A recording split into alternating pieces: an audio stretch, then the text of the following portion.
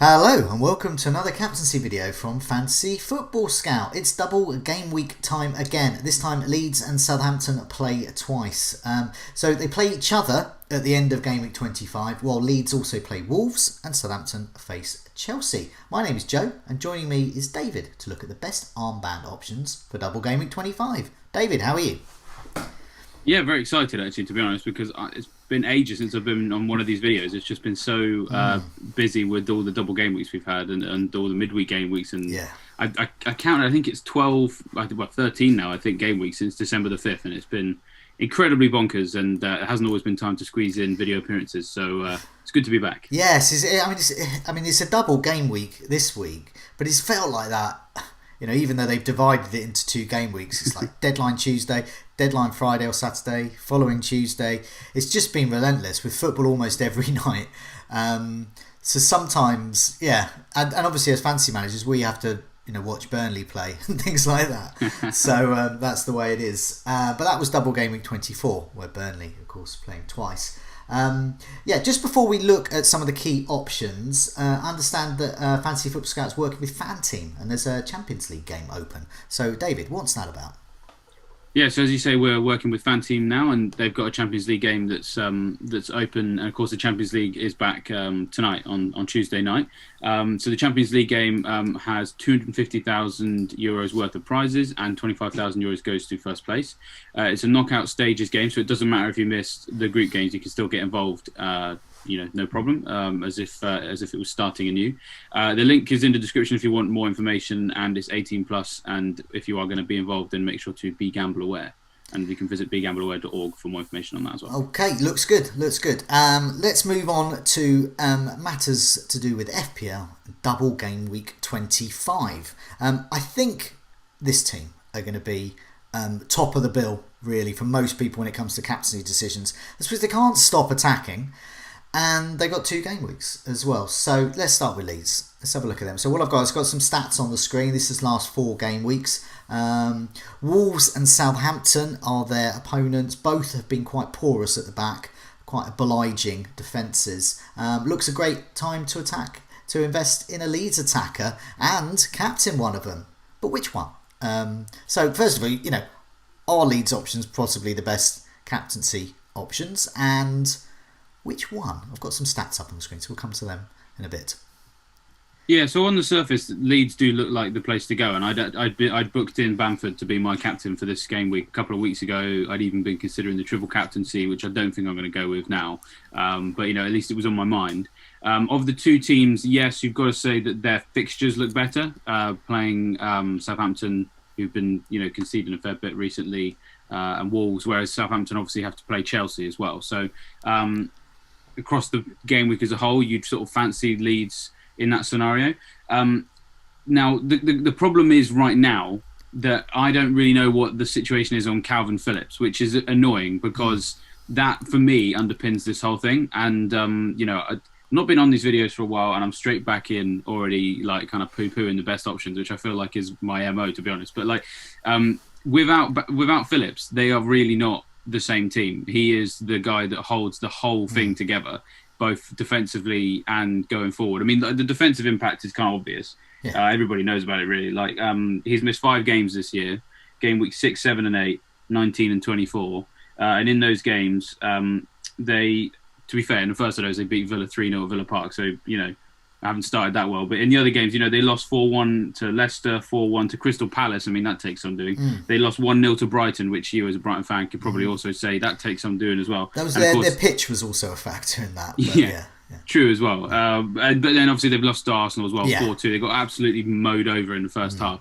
And so the defensive impact is obvious. But there is a little bit of an impact on going forward as well, because a player like him, he's a player who, when he's got the ball, he plays those defense splitting passes like a quarterback throwing a touchdown in an NFL game. It just takes out like 9 players in one go and puts someone clear through, either through the middle or in the wings, and really gets them going. And so then Bamford's what he's done in those 5 games, he's blanked in 3 of those 5 games. So it makes me a bit worried about him. Over the last 4 matches, Bamford, ironically enough, is top of the league for shots on target. But in the Arsenal game, he had just 1 shot all game, and no Leeds player had more than 1 shot. So in that game, you had Bamford, Costa, Dallas, Harrison, and Strauch. Okay. They all had a shot, but they all only had 1. Right. So that's a far cry from what we're used to in terms of they're a team that really likes to give it a go. And that normally involves a lot of players doing quite a lot of a nice attacking things. But we didn't really see that anywhere near as much in that first half.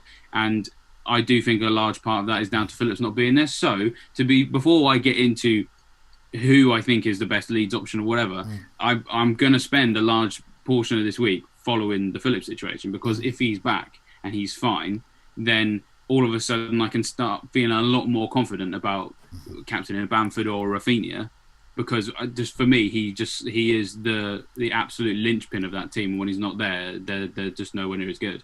Okay, well, the stats I've got up on the screen are for the last 4 game weeks, and I've sorted them by shots on target.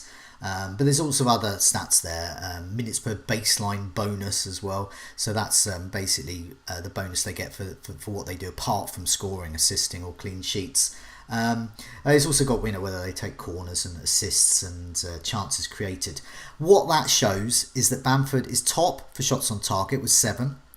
He is also joint top with chances created. So chances created 7, shots on target 7. So that's top on both metrics there. He started all 4 matches. I talked to Seb, who is a Leeds fan, on the Scoutcast recently about that. And we will talk about Leeds in more detail on the Scoutcast this week.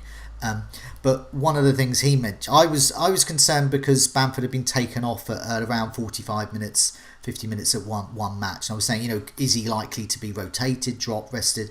And Seb's answer was just a flat no. Bielsa just sticks with his chosen favoured a top 11. If they are injured and can't play, that's why they don't play. They don't just suddenly get dropped. So Bamford will not get dropped. So you have that security there. He's had 3 assists, 2 goals, 12 shots in total. So obviously most of those are on target.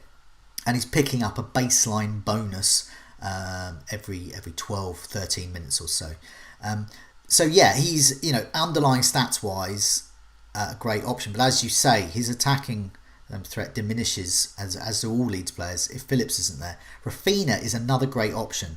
He is one I am eyeing up for the captaincy, as well as Bamford. I think it's going to be between those two for me. He has also created 7 chances. He's had 6 shots on target, started all 4.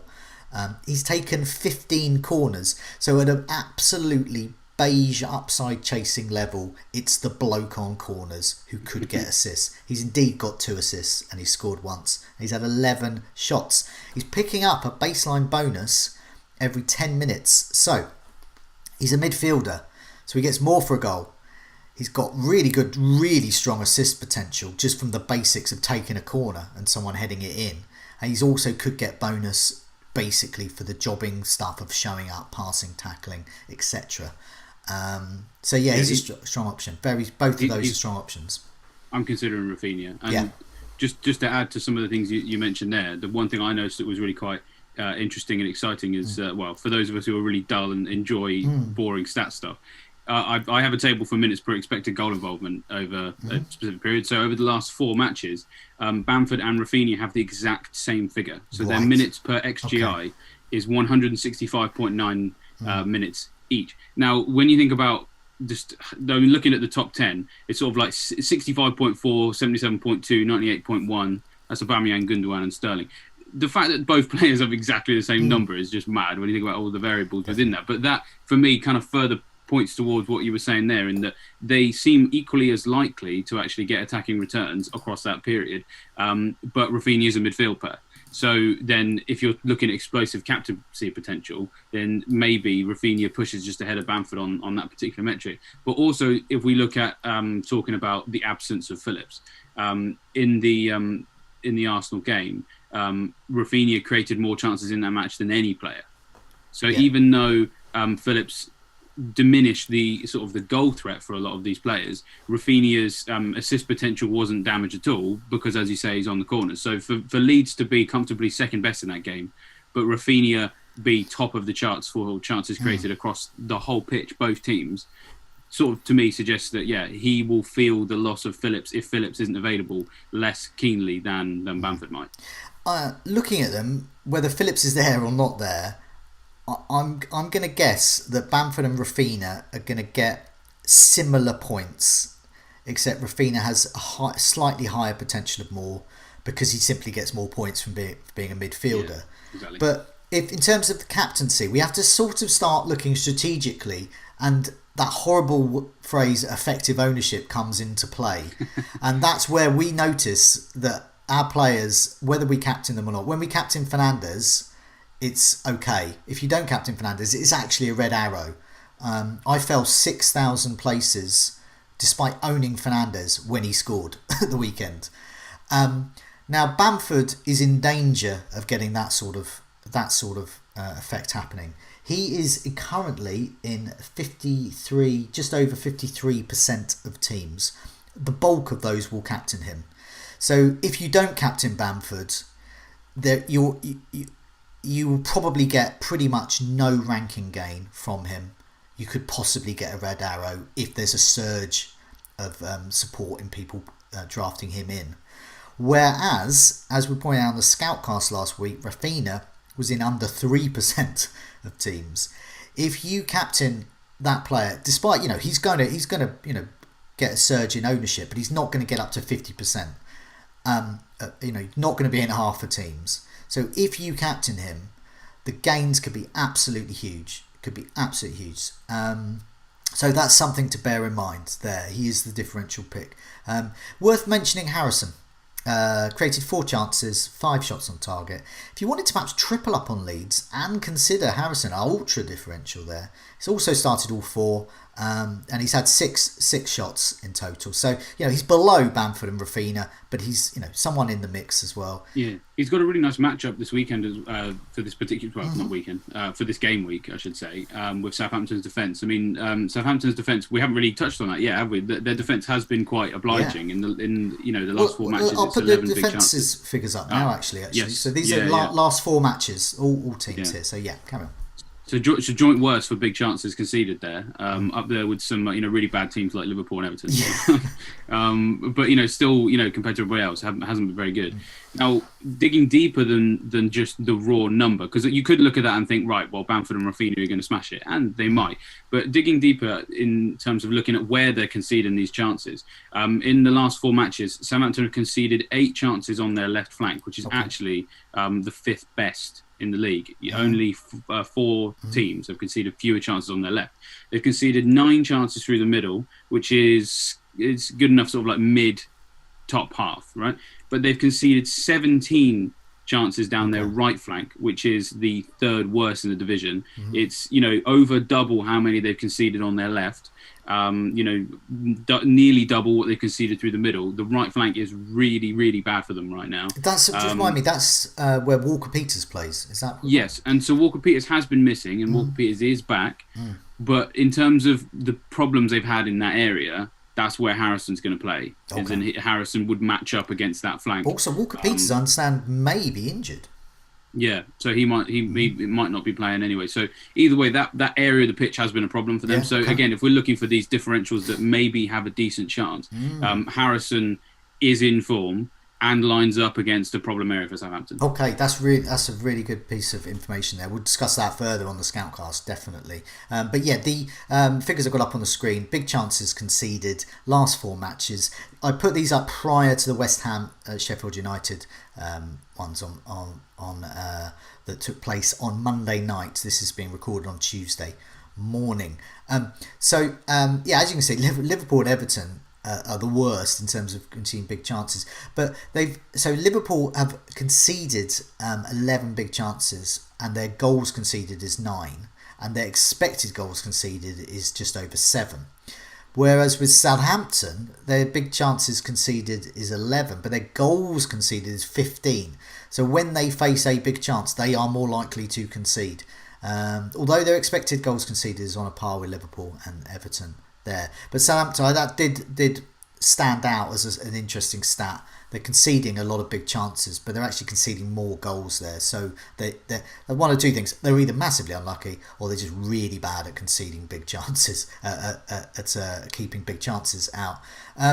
Looking down there, Wolves are a funny one. They can look really good at times and they can look quite poor at times. Big chances conceded 6, goals conceded 3. And I mentioned them because Leeds play them, and I think if you're looking at the best matchup, as in Leeds playing Southampton and Wolves, that's probably better than Southampton's double game week, which we'll come to in a sec. But yeah, interesting, and that's a really good piece of nugget about Harrison as well. Let's hope he's assisting Bamford, who will be in most of our teams, I imagine. There. Let's move on to Southampton. So slightly trickier. It's going to be slightly trickier here. So they have Chelsea and Leeds, and the Chelsea defence has started to look quite good. I've just put those defences up again. So I'll put the Southampton stats up in a minute. So there's a sneak preview there. This is last 4 game weeks. So we'll come back to that in a sec. But looking at defences, way down at the bottom, second best there. So Man City, the best defence in terms of conceding big chances. They conceded 1 big chance. But Chelsea, not too shabby either. They've conceded 4, which is on a par with Brighton, who their expected stats have just been turning into actual great defensive displays recently. But Chelsea are on a par there. So Chelsea are a tough match for the Southampton attackers. Going back to the Southampton stats again. Ings is absolutely top. 8 goal attempts. He's created 5 chances. He's had 3 big chances as well, and 4 of his shots have been on target. So that says to me, it's Ings. Ings or bust, perhaps. There's some interesting changes for the Southampton, though. I mean, they've been hammered really, really awfully. Another 9-0. But they can pretty much beat anyone on their day, especially with a player without Ings. But there's been some changes as well. Redmond's up top. Adams is out of the side. Ward-Prowse is still Ward-Prowse. Armstrong is still Armstrong. I mean, Minamino in the team as well. Minamino's in the team. There are captaincy options there who are playing, who are in attacking roles. But is it a case of Ings or no one else? Yeah, Ings is the only one that I'm gonna consider. If I was gonna consider a Southampton player, I'm still sort of working out who I'm gonna bring in, if I'm gonna bring in anyone. Obviously the stats that you've talked about with the players there highlights that as well. I think Minamino maybe as an outside bet, just simply because he's not been in that team long enough for us to get a strong statistical idea of what he can do on any given day. I do think that the game week itself is a bit Jekyll and Hyde. It's a bit like Everton's was for this one, in terms of they're going to play a poor side and a great side. So you may be looking at attacking returns in one and 2 points in the other. By great side, you mean Fulham, obviously, who completely played them off the park. Yeah, true, actually. More in terms of how we can predict it, I suppose. Yeah, because that Chelsea defence does look good. I don't want to sound like a broken record, but it might also depend on what happens with Calvin Phillips, to be honest, because if it's looking like he's not going to be involved, then actually Southampton have a really good chance of putting several goals past Leeds. Right, okay. Because again, just to go back to the impact that he has. Now, this information I'm giving you now is not completely inclusive of Game Week 24, because of when I did the research. But basically, when they don't have him in the team, then basically they've conceded 4 big chances per game. 3.7 big chances per game, and they usually put in fewer clearances, blocks, and interceptions as well. So they concede bigger chances, and they do a worse job of even getting in the way of them. Yeah. Then we also look at the last 4. The team that's conceded the most chances through the centre of the pitch is Leeds, and that last 4 even includes matches where, of course, Phillips was playing. And they generally concede more through that area of the pitch than they do on the flanks anyway. And, of course, Danny Ings is right through the middle. So if they don't have Phillips, but even if they do, I think that Danny Ings is just well placed to have a big haul. So Yeah, but then with the Chelsea game, it's completely the opposite end of the spectrum because they don't give up as anywhere near as many chances. Yeah, I mean, when I was looking at just sort of comparing Southampton with Leeds, I think really looking at the so I was just looking at sort of who is a better option there in terms of Leeds and Southampton, and it's Bamford and Raphinha in terms of expected goal involvement are the best out of if you're comparing Leeds and Southampton. So Bamford expected goal involvement is over 2. This is last 4 game weeks, and Raphinha over 2 last 4 game weeks. Ings is below that 1.68, so less than 2. And then you've got Adams with 4 big chances. So if Adams plays, you never know. And then Dallas is the next one in terms of expected goal involvement, and that's someone we didn't mention. If you want a punt, you never know with Dallas. -1 this week, 12 points last week. You don't know what you're going to get, so you're going to have to be one hell of a maverick to go there. But Dallas could reap rewards. 2 12-point weeks in a row. You never know. Could happen. But yeah, looking at those sort of stats, expected goal involvement, Bamford and Raphinha are the ones. Ings is sort of third to me. So that's how I would Bamford, Raphinha, Ings. But as you said, a lot depends on Phillips, doesn't it? For both of those decisions. So they conceded 4 goals in 3 of the games that he's not played. Yeah. So he is such a big part. So it's annoying because we aren't going to have that press conference about him until later in the week. So for me, it's very much here's what I think, but I am waiting for that press conference. Okay, well, let's have a look at the fixtures because there might be some single game week options. Often these get ignored. You never know. I mean, in essence, say for example, Gundogan did really well this week. It's possible he's out for the next game of the double game week. So in fact, he's a single game week player, and he's got 19 points. So there's a lot of options that are capable there. So looking at the fixtures there, I say. So there's some interesting matchups there, and there's some definite single game week options. Fernandes against Newcastle. Fernandes has now completed effectively a 38 game week season, and he's averaging, I think it was Neil pointed out, he's averaging around 7 points a match, and he's had 41 attacking returns from 38. In essence, he's a massively reliable captaincy. And he's against Newcastle, who are awful at the moment, and because they don't have Wilson. So their attack is blunted. What can they do? Salah against a very recently obliging Everton defence, and Calvert-Lewin, if he's fit, against a recently obliging Liverpool defence.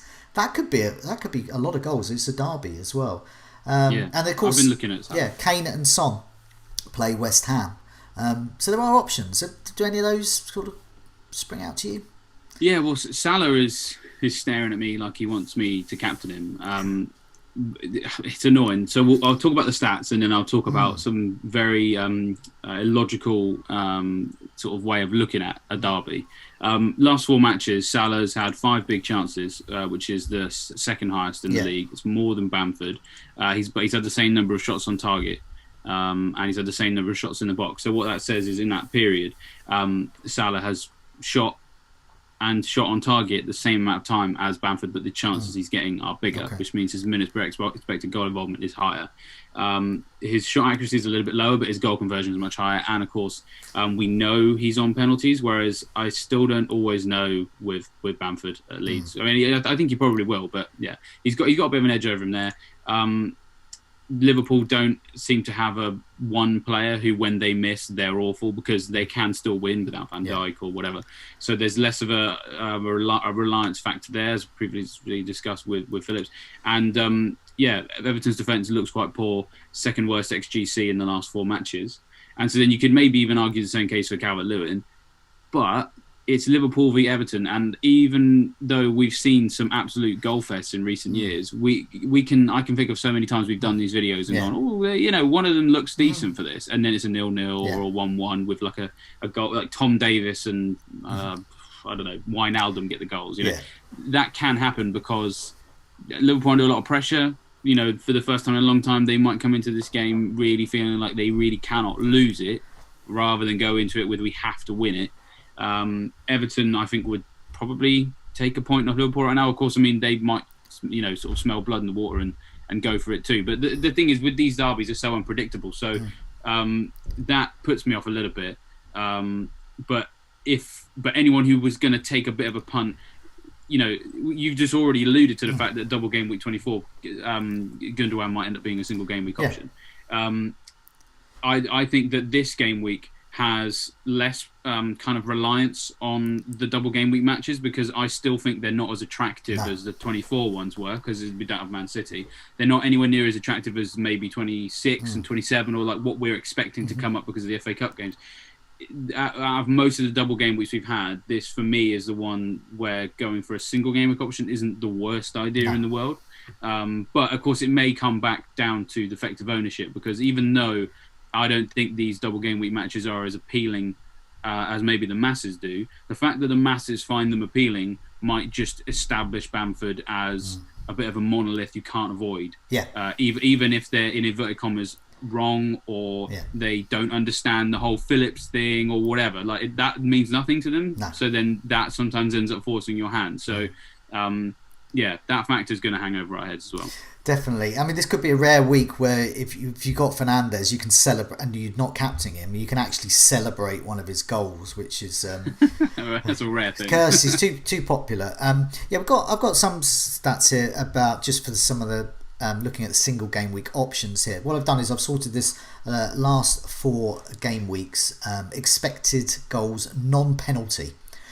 So these are the best players at the moment in terms of, so if you're stripping out penalties, and of course some of these players have penalties in their locker. So Gundogan is top, Sterling's there as well second, and then Jesus is there within the top 6. This is which underlines just how potent the Man City defence has been. They face Arsenal.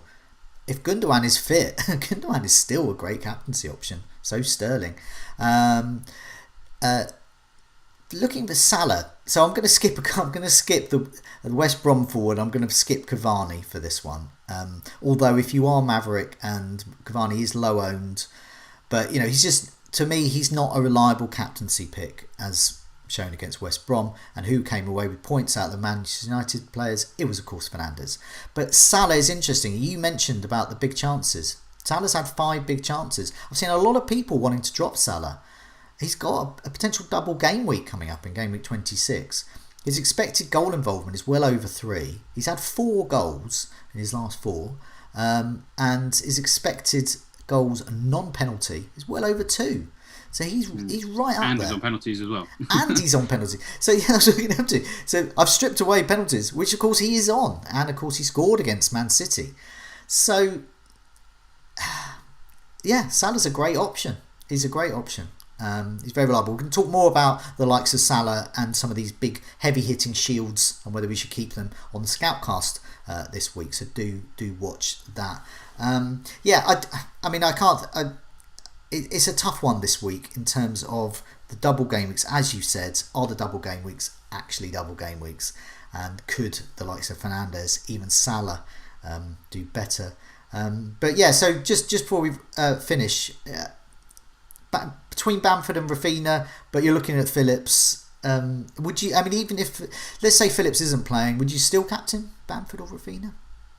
I've this season, in the last number of weeks, I've been very guilty of looking at effective ownership or predicted effective ownership and caving. So if we're talking realistically, probably still Bamford, because at the bottom of it, I'm just a coward. But as the season gets to this stage, I tend to go away from it a little bit more. If you have ground to make up, I'm sort of about 350k. I've got all my chips left, so I've still sort of got games in hand, so to speak. But it's probably going to be either Bamford, Rafinha, or Ings, but also sort of depends on my transfers as well. So apologies, it's not a cast iron answer, but at the very least it covers me in the event that I say I'm definitely going with this person and then go with someone else. So okay, well, lots to look out for. We'll cover those in our next videos and podcasts, Scoutcast, but also team news at the end of the week. Find out whether Phillips, the key that unlocks all our captaincy decisions, is actually playing. We've mentioned a lot of members area stats here, so do have a look on Fantasy Football Scout about all the benefits of being a member. It's great value, and you get lots of great insight information there. We've just presented a snapshot of. Please do press like if you've enjoyed this video, and remember to subscribe to keep up to date with all our latest videos and podcasts. But in the meantime, David, thanks so much for joining me, and good luck with your captaincy decision. Cheers, Joe, and good luck to you with yours as well.